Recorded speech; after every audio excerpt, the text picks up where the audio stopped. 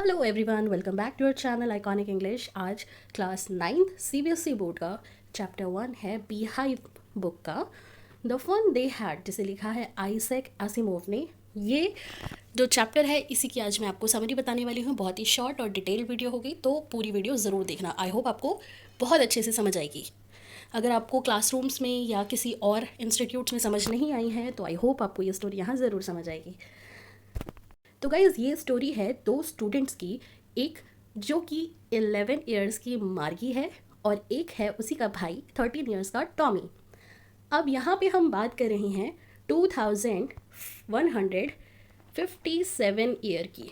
हम 2021 में रहते हैं ना, तो आपको पता होगा हमारा ईयर कौन सा है लिविंग का, 2021। और ये जो स्टोरी है वो स्टोरी है 2157 की। तो शुरू करते हैं। तो गाइस, यहाँ पे जो स्कूल्स हुआ करते थे 2157 में, 2157 में, वो स्कूल्स जो है हमारी तरह नहीं होते थे। वो स्कूल्स होते थे वर्चुअल क्लासरूम्स, यानी कि हमें स्कूल जाने की ज़रूरत ही नहीं पड़ती थी। ना हमें स्कूल जाना, ना हमें टीचर की डांट खानी, ना हमें रास्ते में कोई परेशानी झेलनी।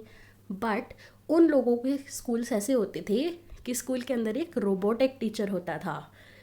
रोबोटिक टीचर उस टाइम पे होता था इस तरह का, और उसे हम अपने घर में ला के रख देते थे। और वो टीचर होता था, जैसे ही हमारा स्कूल का टाइम शुरू होता था वैसे ही वो टीचर पढ़ाना शुरू कर देता था।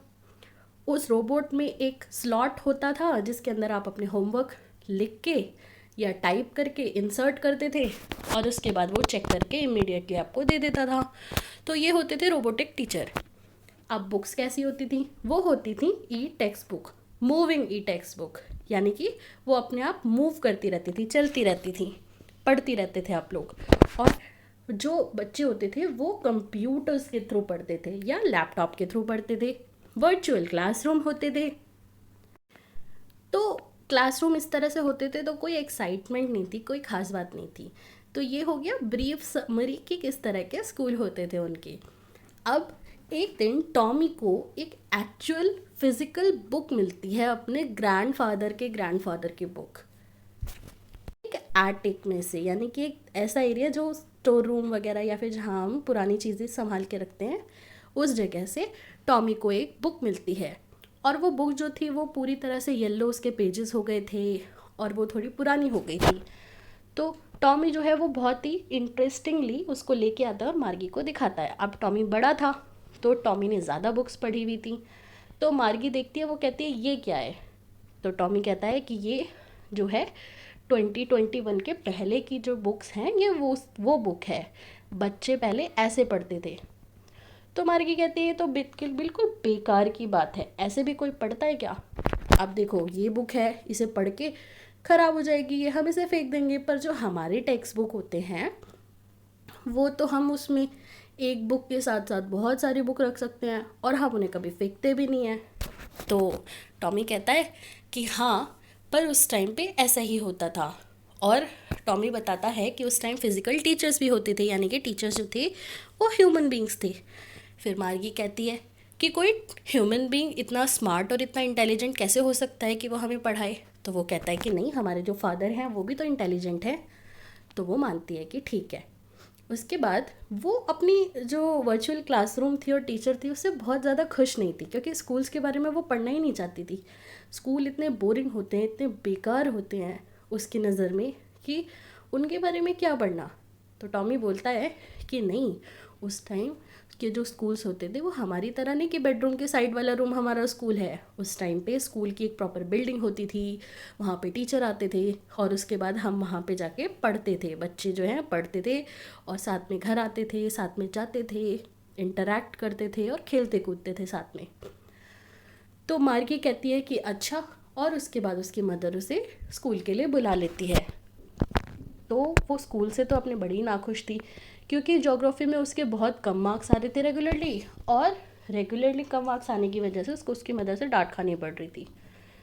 अब हमारी तरह तो था नहीं कि एक दिन एग्ज़ाम होगा, फिर कॉपी सबमिशन होगा, फिर चेकिंग होगी, फिर हमें मिलेगा। अब रोबोटिक्स में तो ये है कि तुरंत हुआ टेस्ट, उसके बाद तुरंत मार्क्स मिल गए। पर तब ऐसा नहीं होता। मार्गी को पता चलता है कि उसके रोबोटिक टीचर्स के लिए काउंटी इंस्पेक्टर को उसकी मदर ने बुलाया है। काउंटी इंस्पेक्टर जो है वो आज के टाइम का इंस्पेक्टर जैसा नहीं होता है, वो होता था टेक्नीशियन जो कि रोबोटिक टीचर्स को ठीक करता था। तो वो जाता है लेके उसकी रोबोटिक टीचर को, और उसके बाद मार्गी खुश हो जाती है क्योंकि एक बार टॉमी की भी टीचर, जो हिस्ट्री का सेक्शन था टीचर में, वो कम्प्लीटली ब्लैकआउट हो गया था। तो जब उसे ठीक कराने के लिए लेके गया था काउंटी इंस्पेक्टर, तो उसके बाद वो 1 महीने बाद लौटा था। तो मार्गी भी सोचती है कि मेरे साथ भी ऐसा ही होगा और 1 महीने बाद आएगा, पर उसकी दुख के लिए वो 1 घंटे बाद ही आ जाता है। तो 1 घंटे बाद आता है, फिर उसके बाद वो और दुखी हो जाती है। पर काउंटी इंस्पेक्टर बोलता है कि इसका जो ज्योग्राफी का मेंटल लेवल था बहुत ही ज़्यादा स्पीड में हो गया था, फास्ट हो गया था, तो अब उसने एक एवरेज 10 ईयर ओल्ड बच्चे के लिए कर दिया है। तो यानी कि मार्गी जो है वो वीक नहीं थी स्टडीज़ में, वो क्या कर रही थी कि रोबोट से बहुत फास्ट चल रहा था। मीनवाइल क्लास के टाइम पे वो बहुत सोचती रहती है कि किस तरह से वो लोग पढ़ते होंगे, पहले के टाइम पे लोग कितना इन्जॉय करते होंगे। और फिर जब वो दोनों पूरी बुक पढ़ते हैं तो उनको समझ आता है कि वो लोग कितना इन्जॉय करते थे और कितने अच्छे से रहते थे। इसीलिए स्टोरी का नाम द फन दे हैड रखा गया है, क्योंकि यहाँ पे वो बच्चे जो हैं वो रियलाइज़ करते हैं कि फ़िज़िकल क्लासरूम्स और स्कूल की क्या इंपॉर्टेंस होती है और किस तरह से फ़िज़िकल और रियल क्लासरूम्स होना ज़रूरी है, और किस तरह से बच्चे जो हैं इंटरेक्ट करके खेलते कूदते हैं और खुश रहते हैं। तो गाइज़, ये थी पूरी स्टोरी। अगर आपको समझ आई है तो वेल एंड गुड। अगर आपको इसके क्वेश्चन आंसर्स और एक्सरसाइजेस के भी आंसर्स चाहिए तो आप कमेंट बॉक्स में बता सकते हैं। Thank you guys for watching this video. If you like this video, hit the like button, keep sharing and do subscribe my channel.